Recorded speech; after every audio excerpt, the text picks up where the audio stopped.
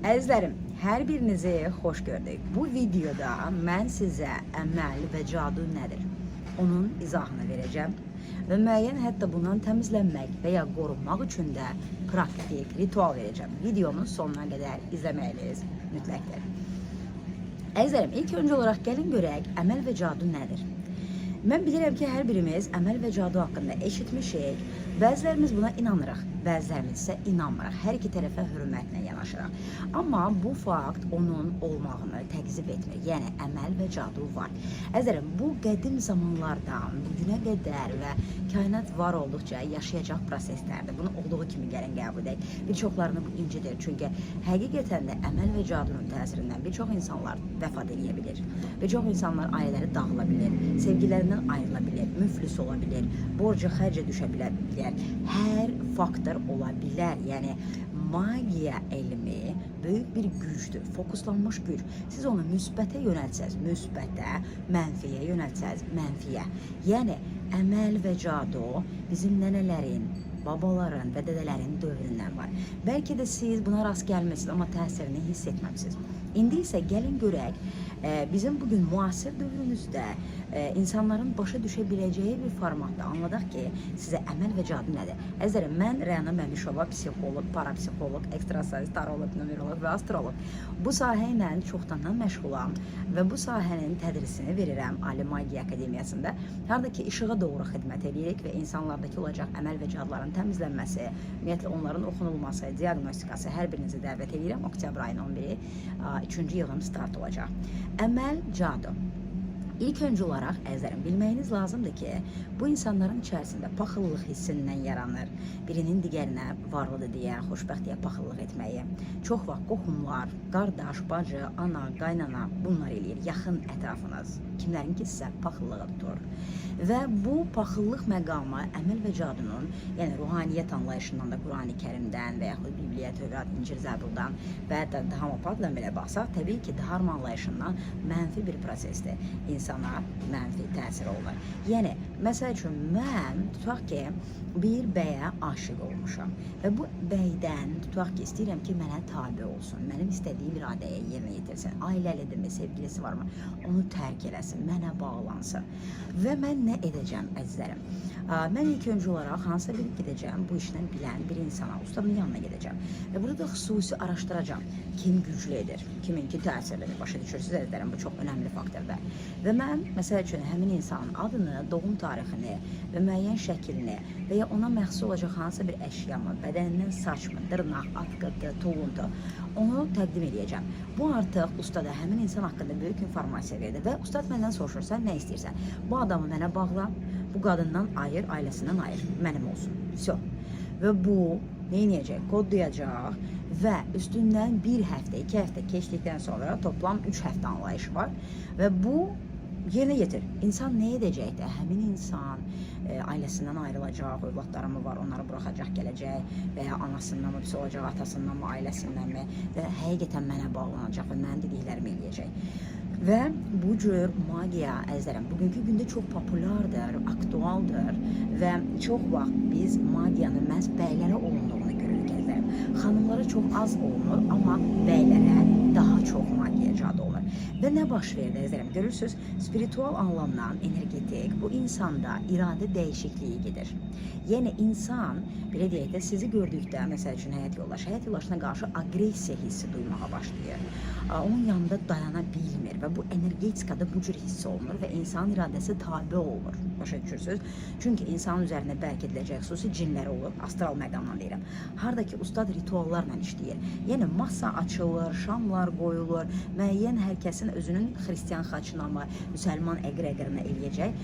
Sizin adınıza xüsusi bağladılmış, üflədilmiş, oxudulmuş, yazılmış dualar olacaq. Bunu inanın xristiyan kilsəsində, məscidin içərisində, yəni belə deyək də kilsənin içərisində deyirlər və məscidin də içərisində deyirlər, yəni qara magiya üçün və bu hər kəs bundan xəbəri var. Çünki bu enerjidir, böyük xristiyan və müsəlman əqrəqəri ondan alıb magiyada istifadə edirlər, əzizlərim. Sadəcə niyyət, müsbət və ya pozitiv dediyim kimi. Və əzizlərim, burada proses nəydən ibarətdir ki, əməl və cadu birincisi ritualizmdə olunur. Yəni xüsusi maddələr, təbiət elementlərindən və təbii ki, hər bir işin də özünün astralda və enerjisel tərəfləri var. Məsəl üçün mən işin astral enerjisel tərəflərini gördükdə yanıma bir xanım gəlib ki, Rəna, mənim ərimi belə deyək də dəyişirilibdir. Artıq bu adamı tanımıram mən. Çox aqressiv olubdur. Buna əməl olunubmu? Tarotda ilk öncə olaraq, diaqnostik olaraq baxılaraq, bəli, tarot bizə cavab verir ki, bu insana əməl olunub, kim eləyib, nətər eləyib, hər bir şeyi diaqnostik olaraq mükəmməl oxuya bilən tarolog bunu aydınlaşdırır. Ondan sonra artıq bu insanın üzərində hansı xristiyan, müsəlman eqregorunda onlar tapılır, nə cür bu insanı belə deyək də ritualistikada eləyib, bağlayıblar və mən artıq onları qırmağa başlayıram, onları təmizləyirəm artıq və üstünə bir həftə keçir, insan dəyişir, insan ailəsinə geri dönür, insan ailəsinə bağlanılır. Buradakı məqam nədən ibarətdir? Təbii ki, xanım çünki əməl eləyir, başa düşür ki, bu insan getdi artıq ailəsinə, yəqin ki, ailəsinə isə bilib, pozublar, açıblar və həmin adama da baxdırılır, bəli, və yenidən oluna bilir, əzlərim. Bu məqamda başa düşməyiniz lazımdır ki, bu müəyyən bir karmik bir prosesdir. İnsan həyatında bunların olmağı, əmələ qədər gitməyi. Təbii ki, ustadla burada artıq çox əlaqədə yaxında olmalısınız ki, ustad ona daima qorunmada saxlamalıdır ki, eləyən əməllər təsir olmasın. Bir müddətə qədər, yəni bu insanın qəlbində bu proseslər sovyana, necə deyərlər, qədər. Digər əməl və caduları biz necə görəcək? İnsanı məhv etmək üçün, yəni insanı öldürmək üçünmü? İnsanı müflüslüyə qədər gətirib çıxartmaq üçünmü? Burada ölüm mövzularının çoxunu qəbirstanlıq belə deyək ritualizmindən işlənilir və qəbir artıq, yəni astral, ölülər yeraltı dünya aləmidir və insanın enerjisi bərk edilir. Onun adına orada belə deyək də qəbirstanlıqda xüsusi ritualizm təşkil olunur və sonra insan əzərim ya belə deyək də atılır qəzasındanmı, qəfildən rəhmət edilir, ya xəstələnirmi, ölür, hansısa bədbəxt hadisə baş verir. Və təbii ki, bunun üzəri açılır. Bir çox insanlar var ki, olsa da qorunur. Bunlar müəyyən seçilmiş insanlardır, Tanrının qoruduqları. Və nə? Siz bunun üzərinə açdıqda insanı təbii ki, xilas etmək olur, kömək etmək olur, o cadını tamamilə təmizləmək olur qəbirstanlığın özündən. Bolluk, bərəkət anlayışı nə? Sizin işiniz uğurludur, əladır, hər şey yaxşı vaxtında gedərkən birdən, anidən, çünki baxın, əməlin göstəricisi nədir? Anidən nəsə mənfiyə doğru getdi. Mən eləyirəm və anidən dəyişirim. Bu artıq əməlin göstəricisidir ki, mənim müştərilərim azaldı, işim nə oldu? Artıq təbii ki, yəni başa düşən, energetika, magiya və bu prosesləri bilən, inanan insanlar başa düşür və müraciət edirlər, bəli, yəni bu əməl olunubmu və bunun artıq təmizlənilməsi gedir. Və əzlərim, başa düşməyimiz lazımdır ki, biz hər şeyi əməl və caduya gətirməməliyik. Yəni, bir çox insanlar o qədər bu mövzularda fanatik dərəcəyə gəlirlər ki, hər şeydə əməl mi oldu mənə, əməl mi olunub? Bir çox əməllərin içərisində lənətlər mövzusu ən ağır əməllər sayılır ki, insanın ürəkdən, işdən gələrək kiməsə lənət yağdırması, yəni qarğış elevasında dediyimiz ki, bu da əməl sayılır və bunun artıq təmizlənməsi bir çox ustadlardan zaman alır və çox təmizlənər, bilinmir çox vaxt. Bunlar bax, belə deyək, ağır. Yəni burada xüsusi artıq hansısa bir ustada müraciət eləyəsən, ondan bir ritualizm alasan, eləsin də deyil. Sən burada birbaşa niyyətinlə söyləyirsən və o da yerinə yetirir. Bilin ki, bu cür lənətlər sizin nəsillərinizdə çoxlu var və nəsil lənətləri proqramları deyilir ki, məsəl üçün ritual olunmayıb sizə, psixoloji proseslər yerində, okeydir hər şey, amma nəsildən artıq proqram var orada ki, sizin üzərinizdə o lənətdə işləyir. Başa düşürsünüz, siz də onun ardısınız o nəslin deyə aktivasiya olaraq sizdə də həmin proqram özünü göstərir. Burada da artıq yenə nəsillə işləyəcək ustada müraciət etməyiniz lazımdır ki, o bunu sizdən təmizlənmiş olsun.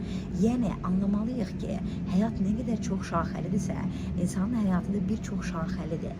Bizim məsəl üçün üzərimizdə müəyyən bir məqamlar ola bilər ki, nəsildən ötürülən lənətlərmi, orada olan cadular, əməllərmi ola bilər. Özümüzdə uşaqlıqdan psixoloji məqamlar, keçmiş yaşamlardan gətirilən, indi də həyatımızda artıq karmik bir dərs kimi bizə göstərilən, belə deyək, məqamlar var. Və yaxud kiminləsə bu doğuluşumuzda savaşmışıq, paxıllıq mı olub və bizə belə deyək, xüsusi artıq maliyyə olunubma. Bunların hər biri əzizlərim var və işləyir. Belə deyək, insan bir çox fərqli olaraq inanmayan insanlar var ki, həqiqətən özlərinin iradə gücündən buna qalib gələ bilərlər. Amma biz bilirik ki, hər kəsin də iradə gücü möhkəm deyil. Ona görə də fala inanma, faldan da qalma. Ataların bir söz anlayışı var ki, Bəli, biz deyirik ki, çox vaxt xurafatdırmı, cəfəngiyatdırmı? Amma bilin ki, əzizlərim, bu xurafat və cəfəngiyat həqiqətən sizə təsir edə bilir.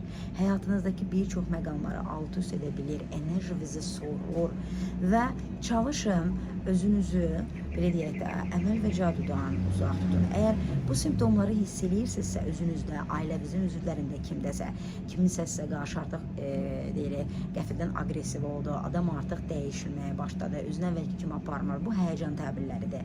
Birdən-birə işim azaldımı, düşdümü, nə oldu? Həyəcan təbilləridir. Başa düşürsünüz, yollar bağlanılıb, həyəcan təbilləridir ki, bəli, burada artıq bir ustada müraciət etməlisiniz. O sizə baxmalıdır, diaqnostik etməlidir. Ruhlarla həqiqətən kontaktdan sonra sizə nə cür işləniləcək, nə olacaq, onu sizə söyləməlidir və keyfiyyətli bir insanla işləməlisiniz ki, doğrudan da bu sizdə artıq şəfaya getsin. Bütün bu proseslərin hər birinin terapevtik olacaq prosesindən də məşğulam, yəni şəxsi, belə deyək də, terapiyalara, konsultasiyalarda müraciət edə bilərsiniz və həmçinin də Ali Magiya Akademiyasıdır ki, harada ki, bunun təlimini verirəm. Yəni, sənin mənə, belə deyək də, sifariş etdiyin həmin hansısa bir ritualın təmizlənməsi olsun mu, insanın geçmişini, gələcəyini oxumaq mı, diaqnostika, bunları artıq profesional səviyyədə sertifikat verərək 9 aylıq olacaq Ali Magiya Akademiyasında da təlimini verirəm. Siz özünüz təlimçi ola bilərsiniz, özünüzdən təlimçi kimi işləyə bilərsiniz, terapeutiniz ola bilərsiniz və ya insanlarla artıq terapeut kimi də işləyə bilərsiniz. Bunun üçün də beynəlxalq dərəcəli sertifikatınız olacaq. Növbəti videolarımızda, əzizlərim, əməl və caduların ümumiyyətlə dərin simptomlarından danışacağım ki, hardan dəqiq biləsiniz ki, diaqnostik olaraq bax, burada əməl var. Öpürəm, videonu bəyənin, abunə olun kanala və rəylərinizi yazın, hansı videolara, hansı mövzuları istəyərsinizsə ki, mən sizin üçün çəkim. Minnətdaram məni izlədiyiniz üçün. Öpürəm, xeyirlə qalın.